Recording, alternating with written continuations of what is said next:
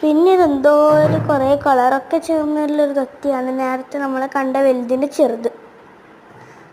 അപ്പോൾ അത് അതിൻ്റെ കൂട്ടിലുള്ളൊക്കെ തലയിടുന്നതാണ്. നല്ല രസമുണ്ട് കേട്ടോ.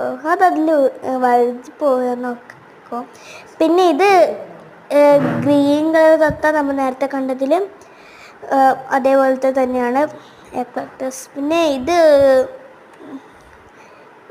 അങ്ങോട്ടും ഇങ്ങോട്ടും തൂങ്ങി കളിക്കുകയാണ് കേട്ടോ. ഇതൊക്കെ ഒരു തലകുത്തിയത് നല്ല ഭംഗിയുണ്ട്. ഇത് അതിൻ്റെ ഒരു കൂട്ടത്തിൽ പെടുന്നതാണ്. ഇത് തലകുത്തി ഒരു കാലിലൊക്കെ നിൽക്കുന്നുണ്ട്, കണ്ടോ? അത് ഒരു കാലിൽ നിൽക്കുന്നുള്ളൂ തലകുത്തിയിട്ട്. നല്ല ഭംഗിയുണ്ട്. അത് റിയലായിട്ട് തന്നെ കാണാം. 3 തത്ത ഒന്നിച്ച് നിൽക്കുകയാണത്. പിന്നെ ഇത് രണ്ടും പിണങ്ങി നിൽക്കുകയെന്ന് തോന്നുന്നു. ഇതാ ഗോൾഡ് കൊക്കുള്ള തത്ത ഇതാക്കുന്നു. പിന്നെ ഇത് വൈറ്റ് നിറത്തിലുള്ളതാണ്. വൈറ്റ് നിറത്തിലുള്ള തത്ത. ഇതെന്ത് പക്ഷിയാന്ന് എനിക്ക് അറിയില്ല കേട്ടോ. അറിയുന്നവർ കമൻറ്റ് ചെയ്യുക. നോക്കുക, വണ്ടർഫുൾ.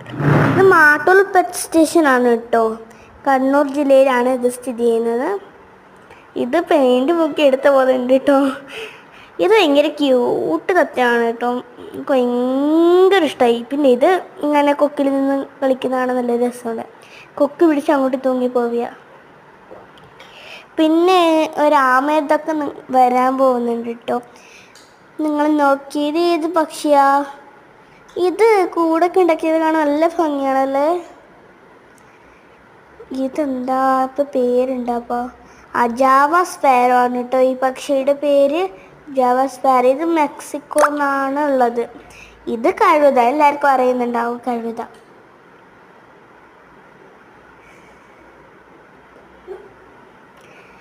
ഇത് ചെമ്മരി ആടാണ് കേട്ടോ.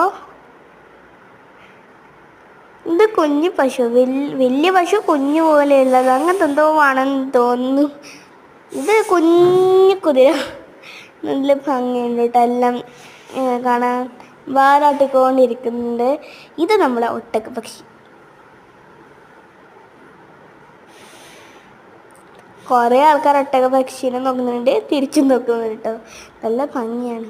നീ ഒട്ടകത്തിന് വയ്യാന്ന് തോന്നുന്നു. അതൊന്നും ചെയ്യുന്നില്ല, കടന്നിരിക്കുക. ഈ തത്ത തീറ്റ തന്നെയാണ് കേട്ടോ. ഇവിടെ കുറേ തത്തയുണ്ട് കേട്ടോ.